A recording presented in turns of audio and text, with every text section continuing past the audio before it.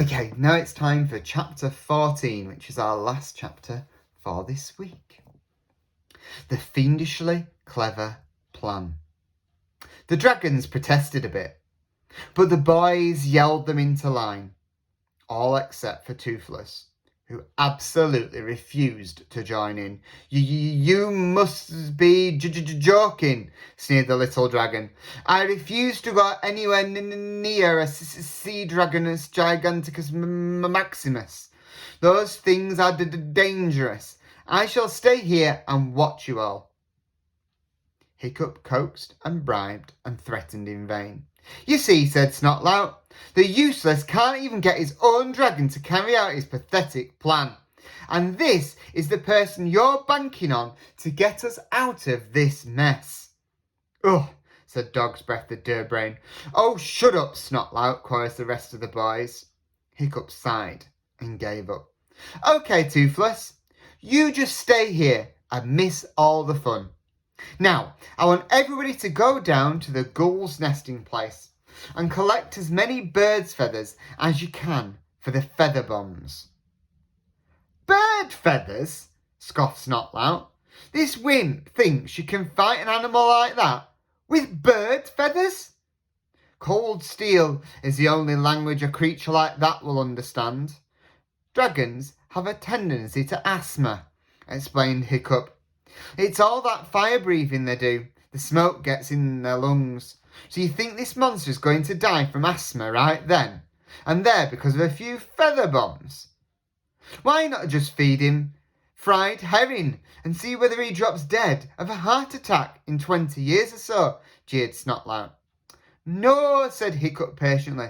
The feather bombs are just to make him very confused, so he won't kill anybody on the way. Snotlout Thuggery, I'm going to need a coach fireworm and coach fireworm and killer in what they have to say, continued Hiccup. I'm not putting my dragon at risk in this crazy plan, said Snotlout. Oh yes you are, hissed Thuggery. Through gritted teeth, brandishing a massive fist at Snotlout. This guy is such a pain. Hiccup, I don't know how you put up with him. Listen, Snot Features, by some miracle you've got yourself a reasonable dragon. You get that dragon to do what Hiccup wants, and it will give me much pleasure to personally boot you all the way to Pawpaw's Point and back again. Okay then, said Snotlout crossly, but don't blame me when we all get barbecued because of the useless's mad idea. Hiccup supervised the making of the feather bombs. The boys gathered great armfuls of feathers from the gull's nesting place. They then burgled every item of material they could find. Goggletoad's nappies, Gobber's pyjamas, Mogadon the meathead's tent, Valorama's bra, anything they could get their hands on. The grown-ups were too busy consulting amongst themselves to take any notice. Snotlout cheered up a bit because he could show off his superior skill at burglary. He managed to steal Baggy Bum's knickers right off him as he was standing in a huddle discussing a plan of action.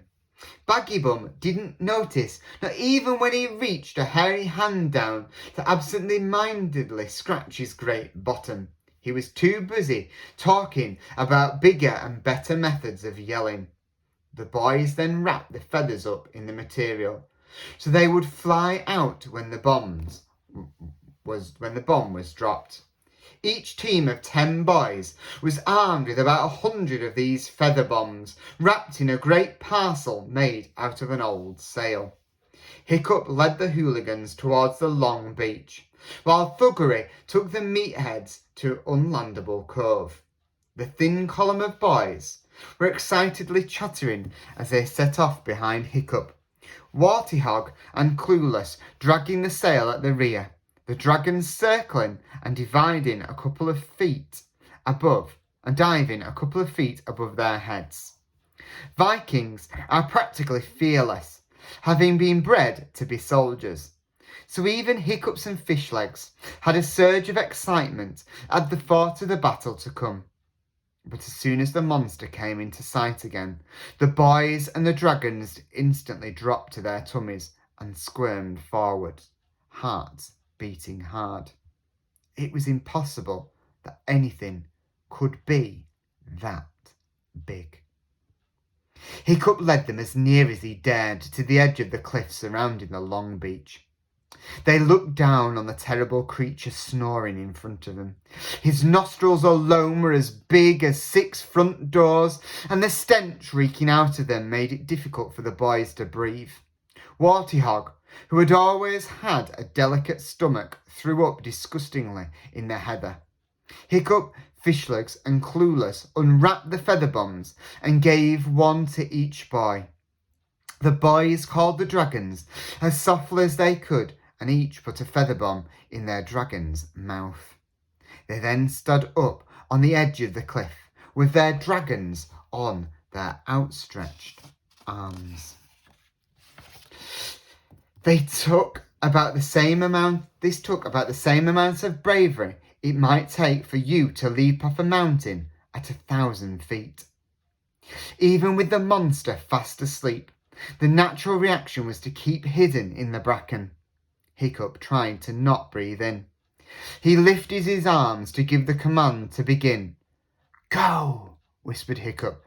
"Go!" yelled the boys, and the dragons flew up and circled around the vast sleeping head. Just as the Green Death inhaled, Hiccup shouted, "No!" and the dragons let go of the feather bombs. The Green Death took in a breath that was half air and half full of feathers. He woke with a gigantic sneeze as he shuddered and coughed. Fireworm, who was treading air near his right ear, gave a speech which went something like this, but a lot more irritating. "Greetings, O sea dragons, pusillanimous minimus, from the father of the terror of the seas. He is feeling like feasting on the barbarians, and if you get in his way, he will feast on you. Swim away, little sea slug, and you will be safe. But stay on this island, and you will feel the sharpness of his claws and the fierceness of his fire." Fireworm leads the way in Operation Sneeze Attack. Valorama's bra makes a particularly effective double bomb. The giant monster tried to laugh sarcastically and cough at the same time, but this was virtually impossible, and a feather went down the wrong way, making him cough even more. Then Fireworm bit him on the nose. It must have felt like a flea bite, but the monster was outraged, though through streaming eyes the Green Death made a swipe at this irritating dragon flea and missed. One giant claw tore down part of the cliff face instead. The 9 other dragons by this time returned to collect more feather bombs from the boys on the cliffs. "No!" yelled Hiccup. With split-second timing, they let their bombs fly. They hit their target of the Green Death's nostrils, and he collapsed with coughing again. "You cannot win, puny worm," cried Fireworm. "Wriggle back to the sea where you belong, and let my master have his supper." Now the Green Death was really cross. He bounced lopsidedly after Fireworm, trying to bat away this irritating little speck of a dragon with his claws. But the Green Death had the same sort of difficulty in catching Fireworm as you might have if you tried to catch a blue bottle with your bare hands. Dragons are better than humans at that sort of game, but the Green Death kept on missing because his eyes were streaming so much. "Missed again," sneered Fireworm, enjoying herself hugely, as she flapped just out of reach of the Green Death's claws. The Green Death made another wild leap towards her, as Fireworm flew around the corner of the cliffs, steering the monster in the direction of Unlandable Cove. Hiccup and the boys ran after them as fast as they could, but they hadn't a hope of keeping up. Running through heather is not unlike running through knee-deep treacle, and they kept disappearing up to their knees in the bog.